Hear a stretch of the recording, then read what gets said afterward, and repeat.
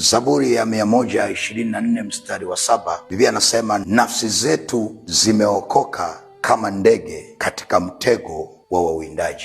Mtego umevunjika na nafsi zetu zimeokoka. Nataka ufahamu siku ya leo, hasa katika majira haya ya mwisho wa mwaka, kwamba si kila anayekutazama amevutiwa na wewe. Wengine wanakushangaa kwamba umewezaje kuikwepa mitego waliokutegea. Umewezaje? Wengine wanashangaa namna walivyokuwa wamekutegea mitego. Hawakutegemea hata kama Disemba hii ungefika. Hawakutegemea na Christmas ungeila. Hawakutegemea ungefika wiki hii ya mwisho ya mwaka huu wa 2025. Lakini mtego umevunjika na nafsi zetu zimeokoka katika mitego ya mwindaji. Ahimidiwe Bwana asiyetutoa kuwa mawindo kwa meno yao. Mitego imevunjika, nafsi zetu zimeokoka. Msaada wetu ni katika jina la Bwana aliyeziumba mbingu na nchi. Ninakuombea siku hizi chache zilizobaki, hakuna mtego wa adui utakunasa. Inawezekana wamekutegea mtego wa magonjwa, wamekutegea mtego wa ajali, wamekutegea mtego wa hasara. Hakuna mtego utakunasa. Naona mitego ikivunjika na ninaona nafsi yako ikiokoka kama ndege katika mtego wa wawindaji. Na ninakuona ukishuhudia